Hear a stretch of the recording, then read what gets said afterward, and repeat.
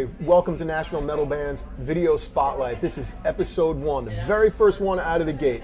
And I'm thrilled to death to have somebody here with me who is arguably considered one of the most influential members of the Nashville metal community. With us here today from Dungeon Promotions is Bonnie Neves. Hey, Bonnie. Hello. I'm really psyched that you decided to come out and do this. I know you're a behind-the-scenes person, and we talked about this before we even got here. We rode over together, and you were like, I'm a behind-the-scenes person, oh my God. But you deserve huge props for all that you do. I mean, half the shows that go down in this town, as far as metal shows are concerned, seriously, do tend to come out of Dungeon Promotions. And half the stuff that we field on Nashville Metal Bands, when I'm looking for somebody to be the go-to person for how do I make it in Nashville, how do I get a connection, how do I book a gig, where do I send them, I send them to you. There's a couple of other people that do a great job out there too, but you do tend to be, and I think everybody knows it, you do tend to be the go-to person. So you've got a lot on your plate. Well, I wouldn't have anything to do if it wasn't for the band, so. You wouldn't have anything to... Yeah, tell me about it. So that's actually a good segue. You tell me you wouldn't have anything to do, and I know you're totally full of crap. When people say that my plate is full, you don't even have a plate. You've got like this big platter that you carry around because you can't handle everything that you have to do. I can handle it. You do handle it very well. You've got Dungeon Promotions. You've got a great nonprofit that you work for. Yes, Music Therapy for Healing. Music Therapy for Healing, and you actually just wrapped up. It's December 30th today, so you guys have just come outside of the Rock the Manger. Yes, the CD that we did for the them, CD, yes. The promotion, the concert that you put together with a lot awesome. of great bands that are on that compilation. Yes. Awesome stuff. I got out to the show and caught a couple of them before I got called out. But you've got that. You're married to a rock star.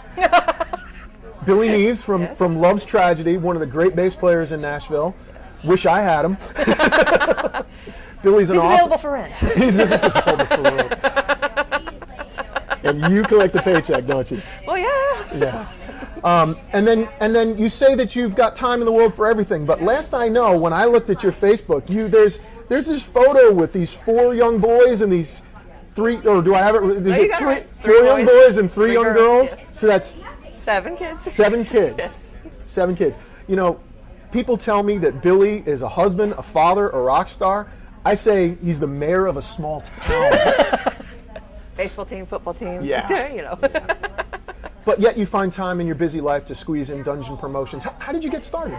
I actually got started, I did a concert for a different nonprofit I was working for about almost 2 years ago now.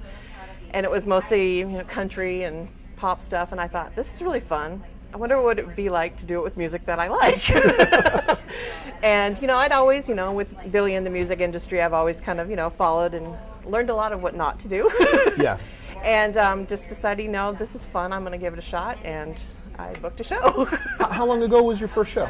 It was June of 2009, so about a year and a half ago. Okay. Yeah. And in that short period of time, like I said at the top of this, you've really become the go-to person in this town for metal shows. Yeah, there wasn't really there really wasn't anybody that was doing metal. People are kind of afraid of metal a lot, the venue people don't really get it a lot, so it's kind of like, I think a lot easier for a promoter to come in and try to book a show than a band to come in and try to book a show. So, I've done, shows probably at 7 different venues in town. Because there's tons of great venues. Now, so, there's tons of great venues in Nashville for metal, hard rock and metal. Yeah. There's tons of great bands. Yes. It's just the scene That's the overwhelming thing that I found is I'm just floored at, like, you want to work with me? What? You're so good.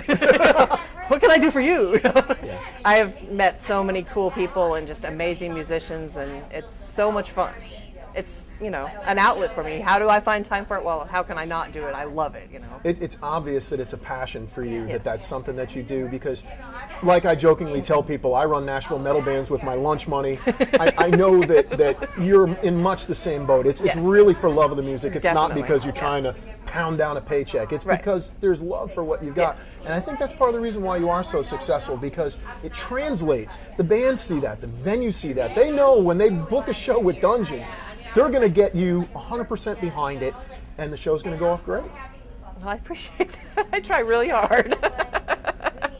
I just want to take a second to talk about one of your latest escapades that you're working on. You know, we talked about the platter, and you figured, hey, let's pile a few more things on.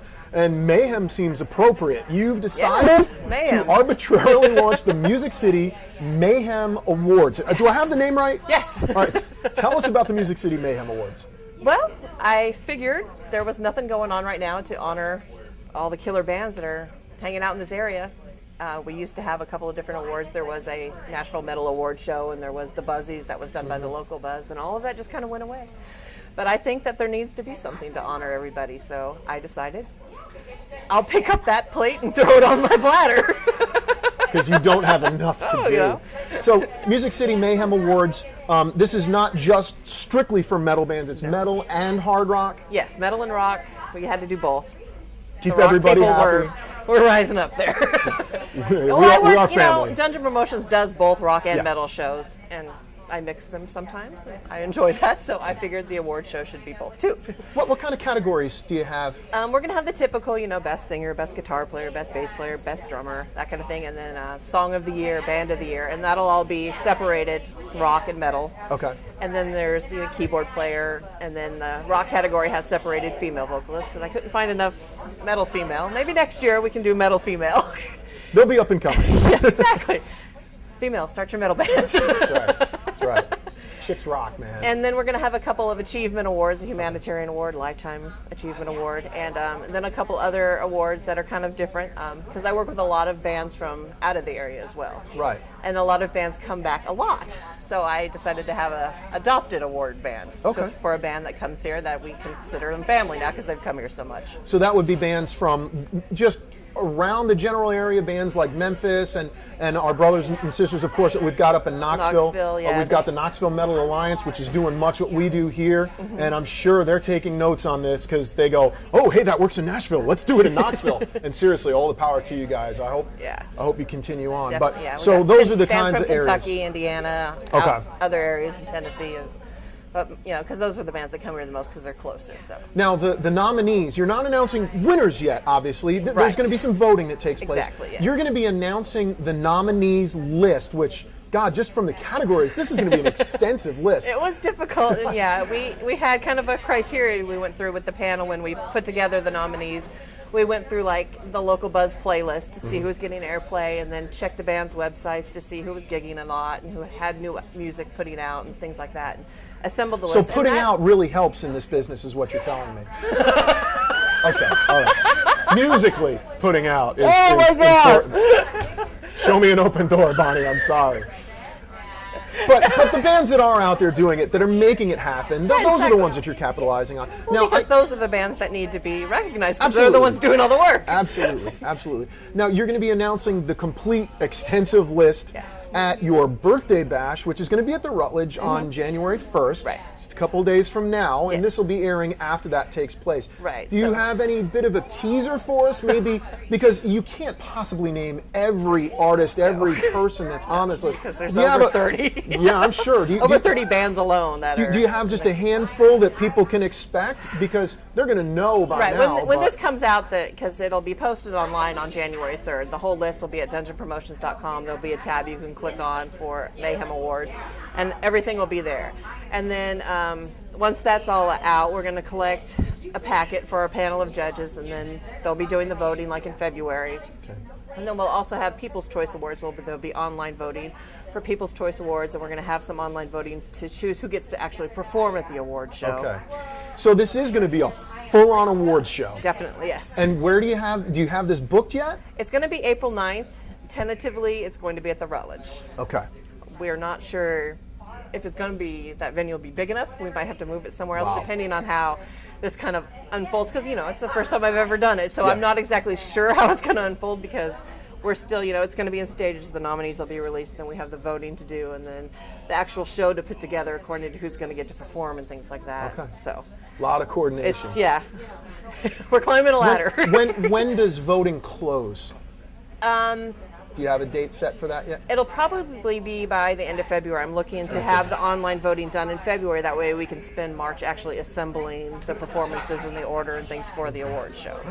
So voting will open up on or around January 1st and then close at the end of February.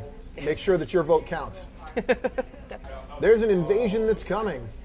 It's the volunteer invasion.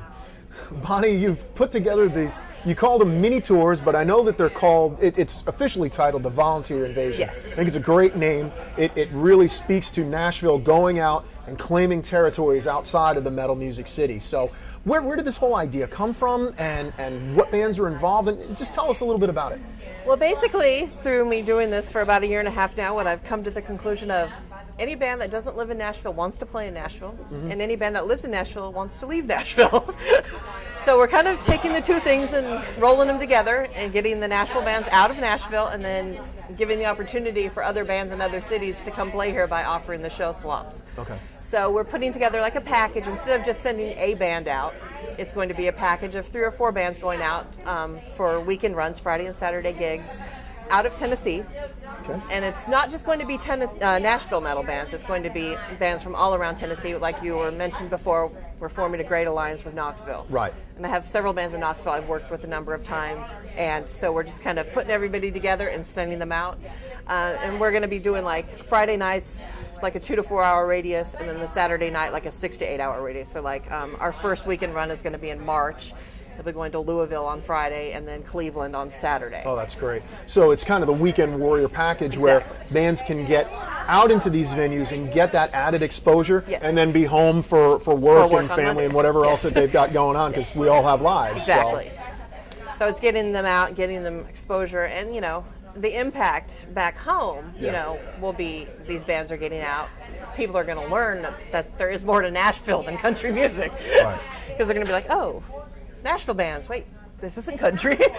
Because there's such a strong scene here, and the community is just so huge here. We need to spread it around. I love the fact that you branded it as, you know, the volunteer invasion, because that's literally what you're doing, is by putting it in front of people with a name like that, they get to see, whoa, hey, there's something going on. Yes. I know every time I check Nashville Metal Bands, or I hit Knoxville Metal Alliance, or I hit Dungeon Promotions page, or any of the other pages that are out there, NashvilleRock.net, there's a bunch of them. You can go out and you can check and see. And one of the comments that I always find is people from outside of the area going, wow, Nashville has such a great scene. I wish our scene was like that.